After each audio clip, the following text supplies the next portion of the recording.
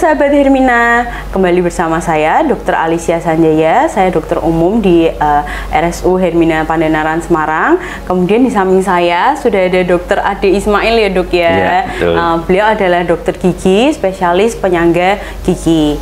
Nah, hari ini kita kembali ya dok di acara Hermina Podcast ya dokter. Iya. Hari ini kita punya topik menarik nih, karena kan banyak ya dok pasien-pasien yang kok ngeluh giginya tuh ngilu gitu ya dok. Jadi kita hari ini mau membahas mengenai gigi sensitif. Iya. Ya, dokter mungkin bisa cerita juga ya dok. Sebenarnya gigi sensitif tuh giginya tuh kenapa sih dok? Gitu.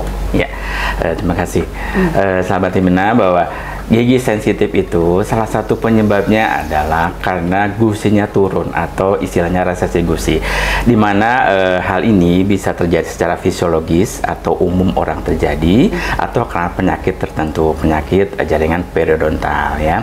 Nah, akibat dari yang fisiologis itu biasanya pada usia yang tua, kemudian juga pada kebiasaan, misalkan menyikat gigi terlalu keras dengan arah yang salah, yaitu terlalu ke arah ke atas atau ke bawah, sehingga gusi terkelupas. Nah, kalau misalkan bagian akar ini terbuka, otomatis lebih sensitif sehingga terasa linu. Nah, pada penyakit jaringan periodontal, karena tulang yang menyangga gigi hilang, sehingga akar gigi juga terbuka, sehingga otomatis hal ini akan menimbulkan rasa sensitif pada pasien tersebut, pada gigi tersebut. Oke, jadi demikian. itu yang bikin kadang kalau minum dingin langsung ngilu gitu ya dok ya? Ngilu atau maceleng istilah orang Iya, sini, maceleng gitu ya dok, langsung pusing ya dok sampai atas ya. Oke. Nah, kalau misalnya dok kita ada gigi sensitif itu ya dokter. Iya, betul. Nah, itu hal yang pertama yang kita bisa lakukan tuh apa sih dokter? Ya. Kita harus tahu dulu apa penyebabnya ya. Misalkan tadi karena sensitif itu karena ada menyikat gigi yang salah, kita perbaiki cara menyikat giginya. Kemudian sebetulnya untuk mengatasinya itu boleh dibilang sulit-sulit, sebenarnya gampang ya.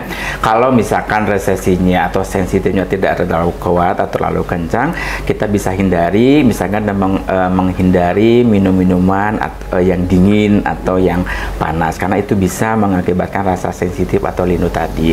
Kemudian juga dengan memakainya pasta gigi anti linu atau yang sensitif ya. Untuk pasta gigi untuk gigi yang sensitif itu bisa di luaran juga bisa. Itu bisa kita pakai dimana setelah menyikat gigi dengan pasta gigi yang sensitif tersebut, kita olesi kembali dengan jari, diolesi pada gigi yang sensitifnya, kemudian dibiarkan minimal setengah menitan, kemudian dikumpulkan kembali. Itu bisa mengantisipasi untuk rasa menghilangkan sensitif tadi. Oke, dokter. Jadi habis gosok gigi, kemudian kita ambil pasta gigi, dioleskan ya dok? Iya, terus ditunggu 30 detik baru dikumur ya dok? Iya. Oke.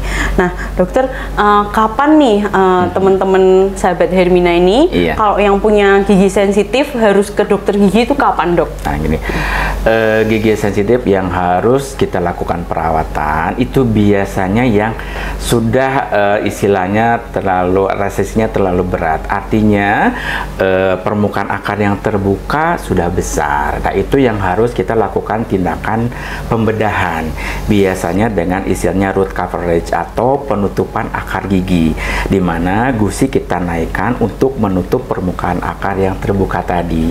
Itu bisa mengantisipasi untuk menghilangkan sensitif tadi, karena rasa sensitif ini kalau misalkan tidak bisa dihilangkan dengan tadi pasta gigi tadi yang sakitnya terus menerus, nah itu yang harus kita lakukan tindakan pembedahan.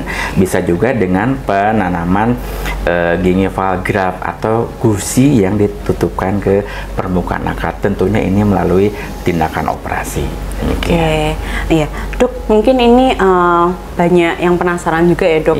Jadi kalau kan ada yang bersihin gigi dok, pakai yang benang-benang itu dokter. Iya, betul. Nah itu juga pengaruh nggak dok untuk jadi tambah banyak sensitifnya gitu dok? Oh, gitu.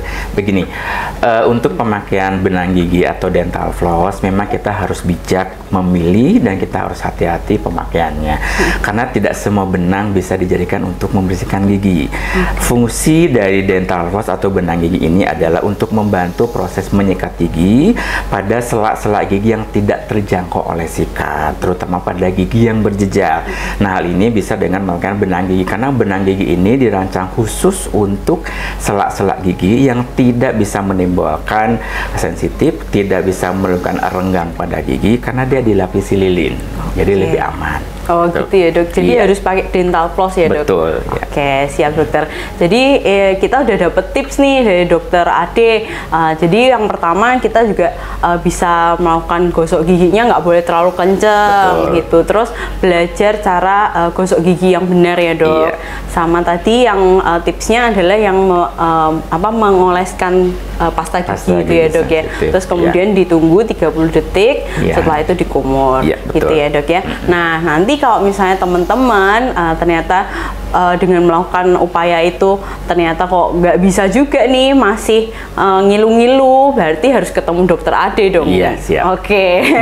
Nah bagi teman-teman yang mau ketemu dokter Ade untuk konsultasi mengenai gigi sensitif, bisa ke RSU Hermina Pandanaran Semarang setiap hari Selasa dan Rabu jam 16 sore sampai jam 18 sore. Gitu ya dokter ya? Betul dok?